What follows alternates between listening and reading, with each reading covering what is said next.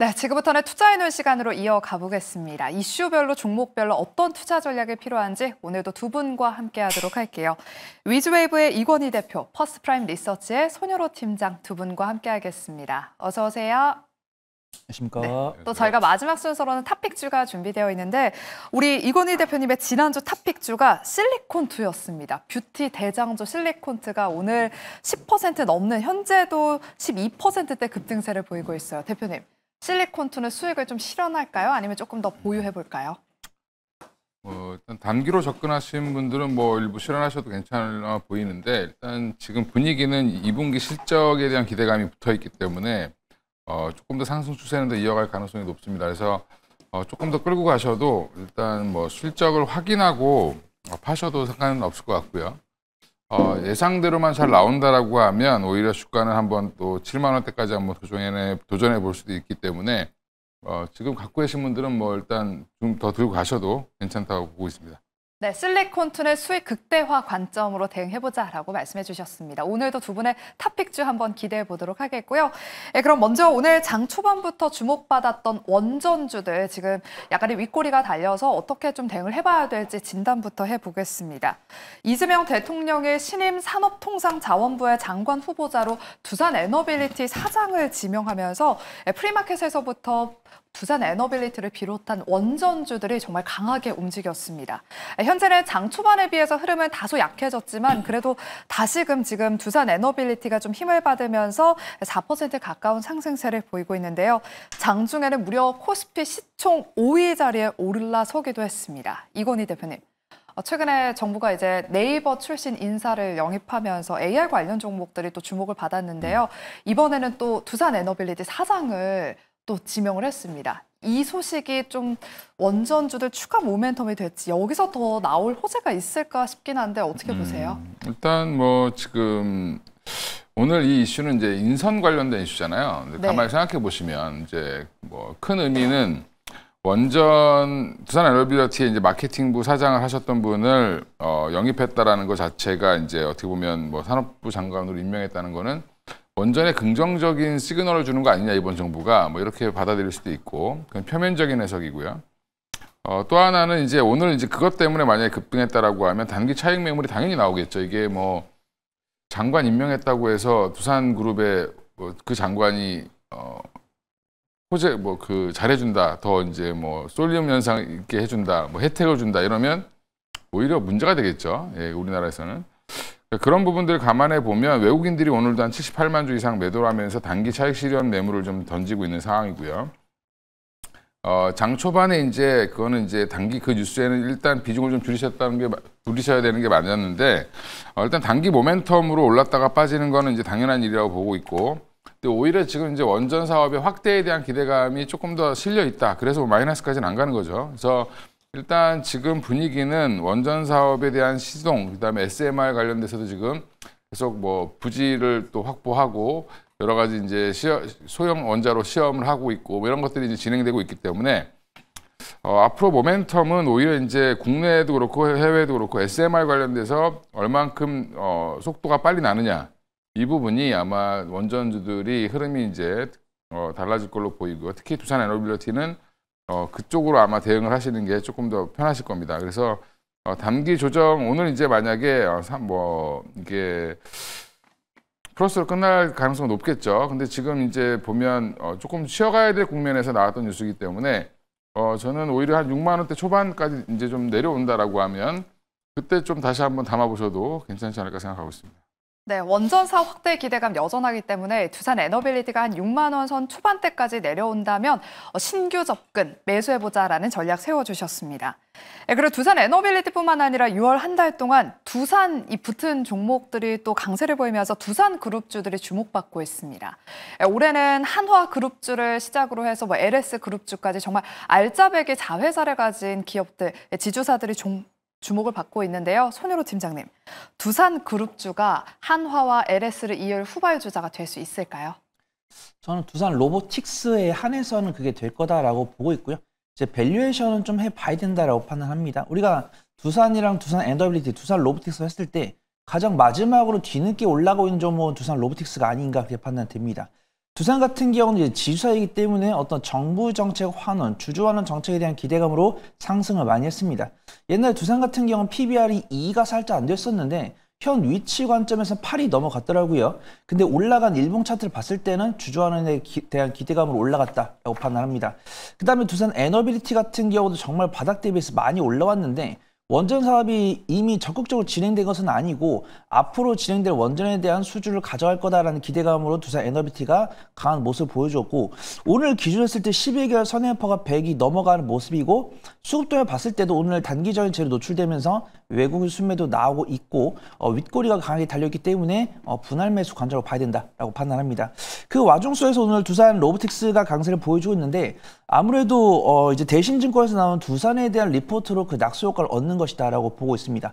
두산 같은 경우도 바닥 대비 많이 올라왔는데 이 두산 로보틱스 같은 경우 두산이 많은 비중을 갖고 있기 때문에 두산에 대한 훈풍이 왔을 때는 두산 로보틱스가 낙수 효과를 얻을 것이다 라고 보고 있고요. 테슬라에서 발표한 이제 로보택시에 대한 기대감, 그 다음에 원전 해체도 사람이 직접적으로 하기보다는 뭐 협동 로봇이라든가 휴머노이드 로봇을 통해서 원전 해체를 간접적으로 진행을 할 것이다. 이런 기대감에 두산 로보틱스가 강세를 보이는 것으로 보입니다.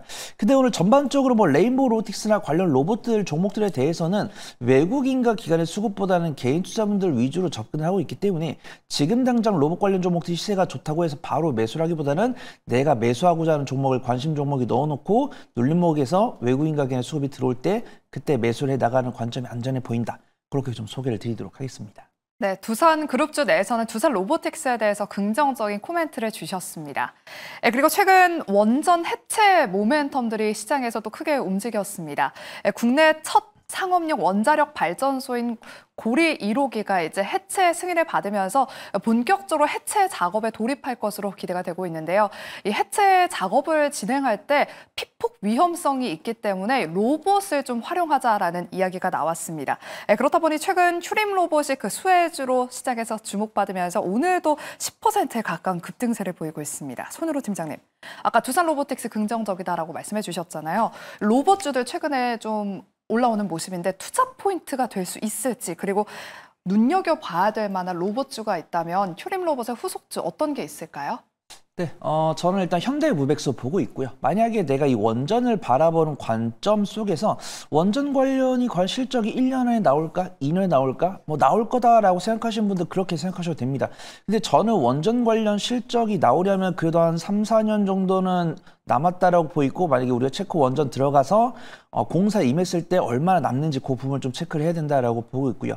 그다음 원전 해체에 필요한 관련 이제 뭐 물품이나 설비 이런 것들을 제공하는 기업들이 이제 뭐 오르비텍이나 이런 종목들 저번 주에 강세를 보였고, 오늘은 어떤 협동 로봇이나 어떤 휴머노이드 로봇을 만들고 있는 기업들이 강세를 보이고 있는데 그 종목들의 특징은 안타깝게도 실적이 나오고 있는 종목이 없다라는 것입니다. 그래서 뭐 휴림 로봇이나 뭐 유일 로보틱스나 뭐 이런 종목들 참 좋아하지만 매출액이 증가하는 모습을 좀 찾기가 쉽지 않고 영업 적자를 지속을 하고 있기 때문에 매매에 자신 있는 분들은 좀 접근해 볼 만하다라고 보이고, 저는 그나마 그 주변에 그나마 가까이 있는 종목들 중에서 실적이 나오는 종목은 현대무백스가 아닐까 그렇게 판단됩니다.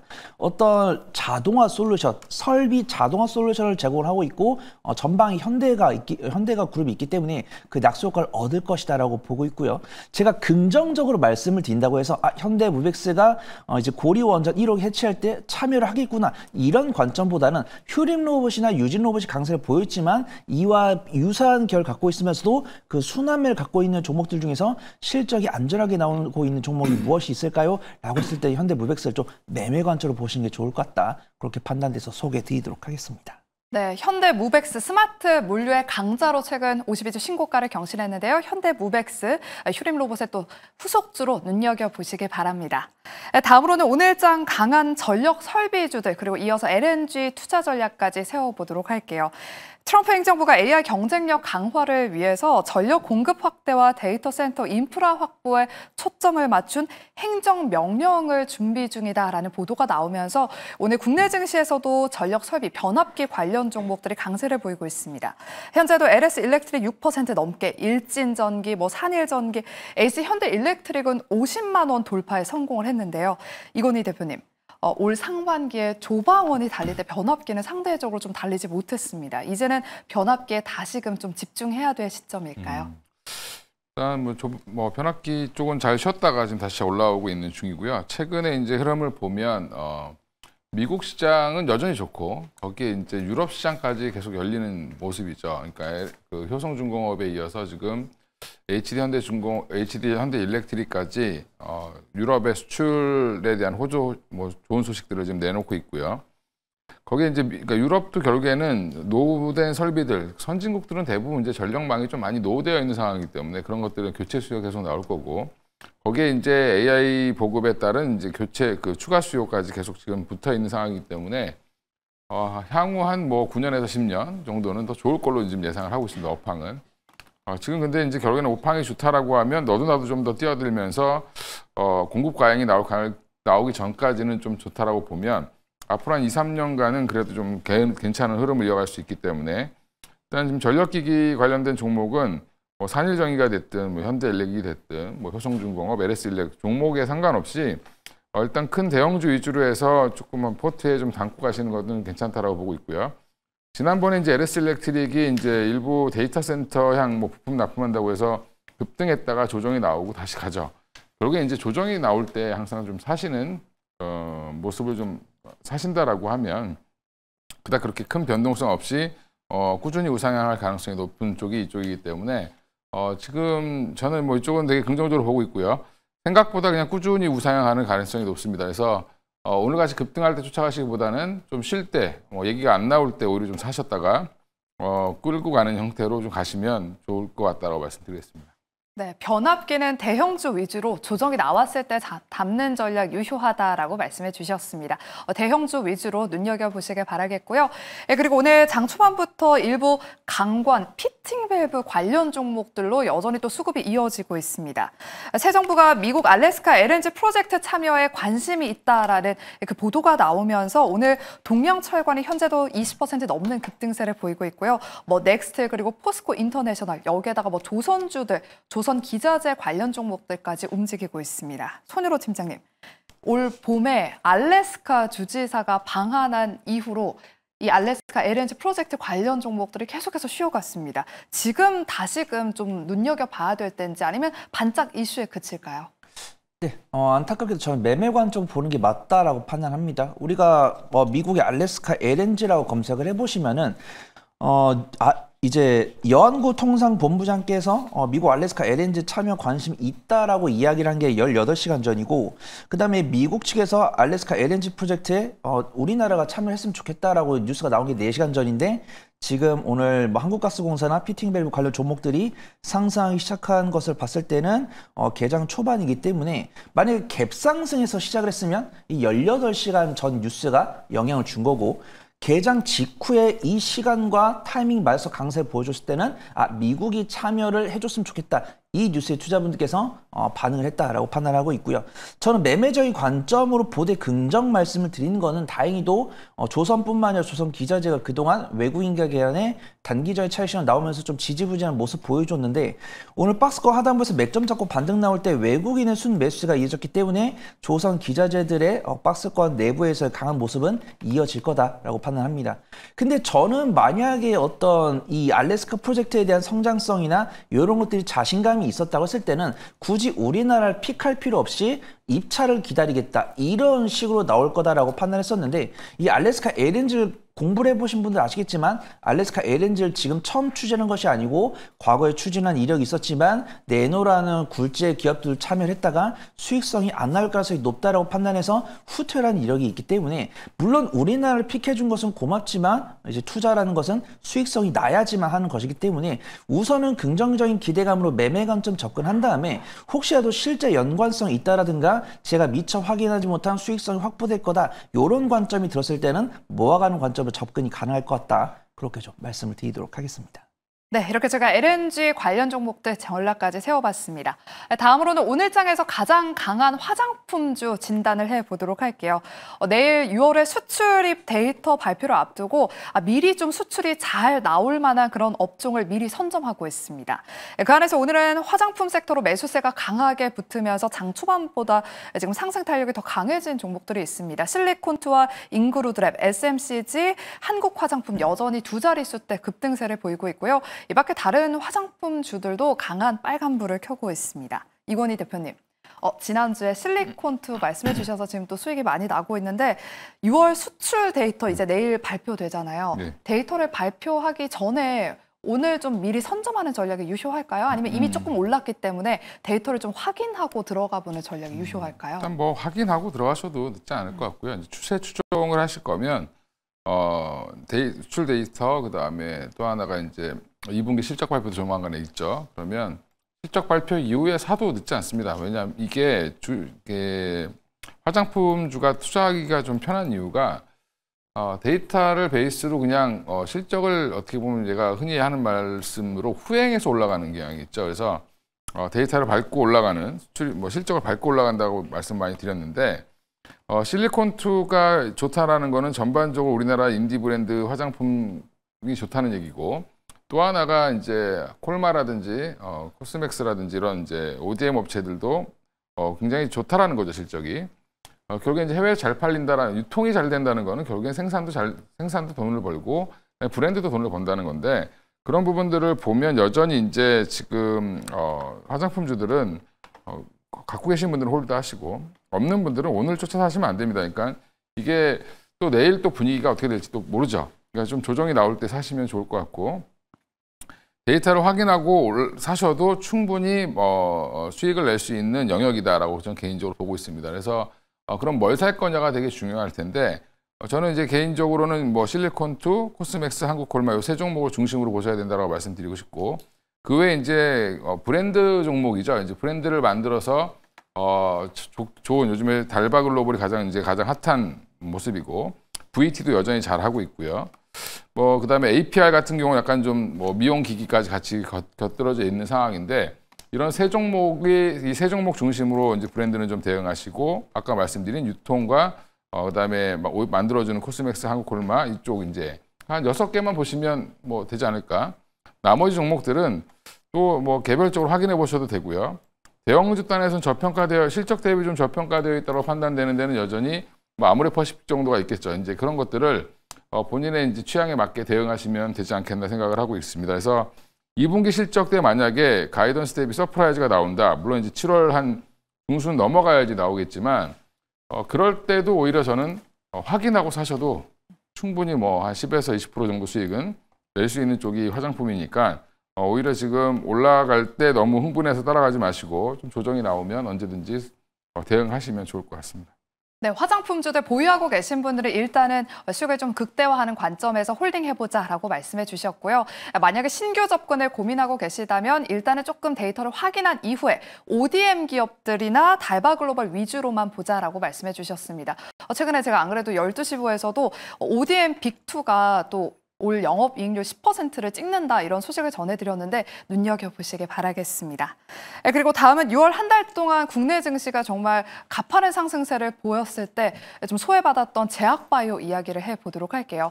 현재도 펩트론이 지금 급락세를 여전히 이어가면서 투심이 좋지 못한 상황입니다. 손으로 팀장님. 제약바이오 투심이 좀 개선되기 위해서 필요한 모멘텀은 무엇이 있을지 좀 언제쯤 제약바이오도 좀 돌아설 수 있을까요? 저는 개인적으로 2025년 하반기 좀 제약바이오에 기대를 하고 있습니다. 근데 오늘 펩트론이 좀 급락을 보여주고 있는데 펩트론 같은 경우는 안 오르다 떨어진 게 아니고 많이 올랐었죠. 사실 비만 당뇨 치료제. 봄에서 여름으로 넘어갈 때 비만 당뇨 치료제 관련 종목들이 가장 강세를 보여줬고 그 중심에 펩트론이 있었습니다.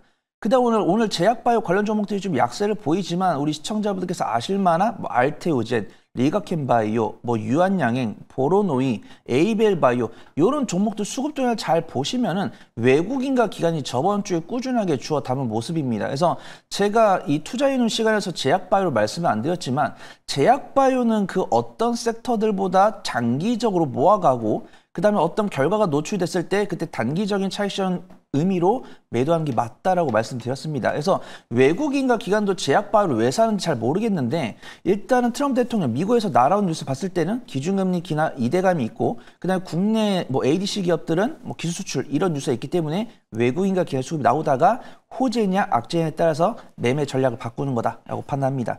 오늘 펜트론 같은 경우도 스마트 대포 관련해서는 결과 아마 내년 4월에 나올 건데 좀 한 박자 빨리 움직이고 있고 그 중심에서는 어떤 이 조사 관련 이슈가 있다라고 판단합니다.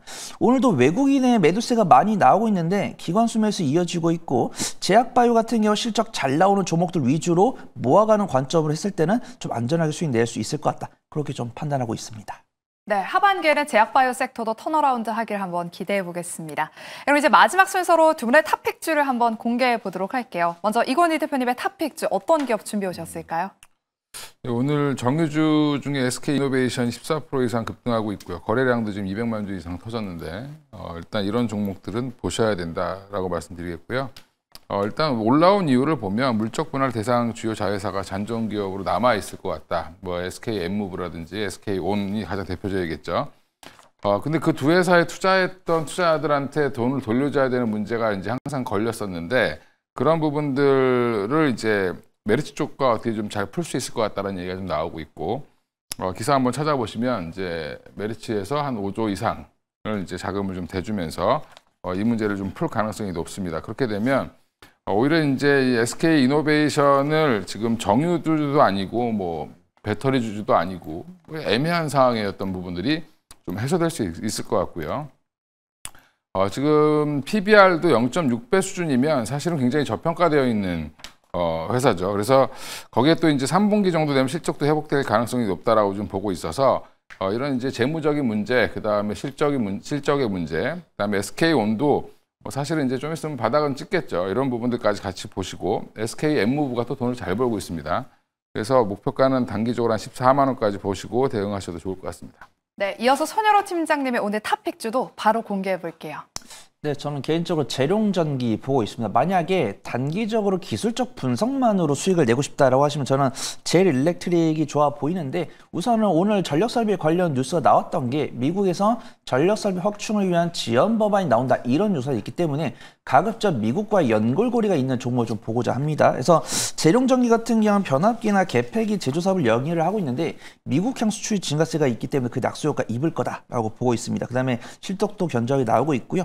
이사회 재정비를 통해서 주저하는 정책이 있을 거다라고 보고 있고 오전장에 외국인 순매도가 확인됐었는데 외국인 순매도가 줄었고 21선과 61선에서 지지하면서 반등할 가능성이 높아 보인다라고 판단돼서 소개해 드리도록 하겠습니다. 네, 재룡전기까지 이야기 나눠봤습니다. 그럼 저희는 내일 이 시간에 돌아오도록 할게요. 함께해 주신 여러분 고맙습니다.